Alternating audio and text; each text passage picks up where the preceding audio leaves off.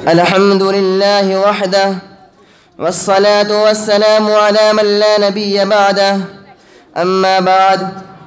فأعوذ بالله من الشيطان الرجيم بسم الله الرحمن الرحيم لقد كان لكم في رسول الله أسوة حسنة صدق الله العظيم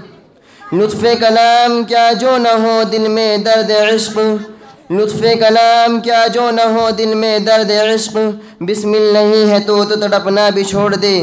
صدر عالی مرتبت محترم اساتذہ کرام اور حضرات سامعین موجودہ دور ترقی کے بام عروج کو پہنچ چکا ہے زندگی کے تمام شعبوں میں ایسا انقلاب آ چکا ہے کہ آج سے نصف صدی قبل اس کا تصور بھی نہیں کیا جا سکتا تھا عیش و آرام کے سینکڑوں اسباب مہیا ہو چکے ہیں مگر اس کے باوجود انسانی زندگی چین و سکون سے محروم ہے انسانیت حیران و پریشان ہے ہر ایک کی زبان پر مصائب و آلام کا تذکرہ ہر ایک کو دوسرے سے شکایت ہر فرد بشر حقوق کی پامالی کا شکار کسی کی جان محفوظ نہیں کسی کا مال محفوظ نہیں غرض یہ کہ اضطراب و بے چینی کا ایک ایسا طوفان برپا ہے کہ معاشرہ کا معاشرہ خاندان کا خاندان تباہ اور تمام تر قرابت داریاں ختم ہوتی جا رہی ہیں ایک انسان دوسرے انسان سے نفرت کرتے ہوئے اس طرح بھاگنے لگا ہے کہ یوم یفر المرء من اخیہ کا وحشتناک منظر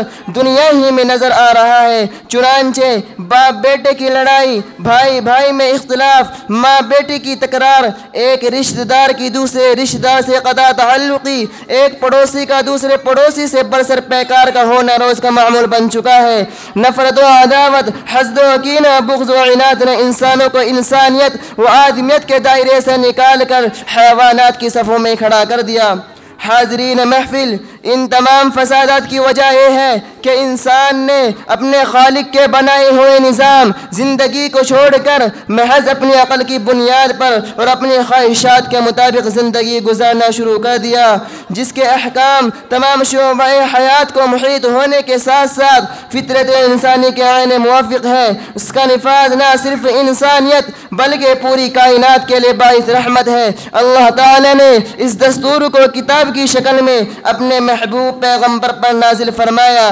آپ صلی اللہ علیہ وسلم نے نہ صرف یہ کہ پیغام کو خدا کے بندوں تک پہنچایا بلکہ پہنچانے کے ساتھ ساتھ اس کے ایک ایک حکم پر خود عمل کر کے واضح انداز میں اس طرح پیش کر دیا کہ آپ صلی اللہ علیہ وسلم کا عمل عالم انسانیت کے لیے پرسکون زندگی گزارنے کا ایک عظیم الشان نمونہ بن گیا ارشاد باری تعالی ہے لقد كان لكم في رسول الله اسوة حسنہ تم لوگوں کے لیے رسول اللہ کا عمدہ نمونہ موجود ہے دو جہاں کی کامیابی گر تجھے درکار ہے دو جہاں کی کامیابی گر تجھے درکار ہے ان کا دامن تھام لے جن کا محمد نام ہے وآخر دعوانا الحمد للہ رب العالمین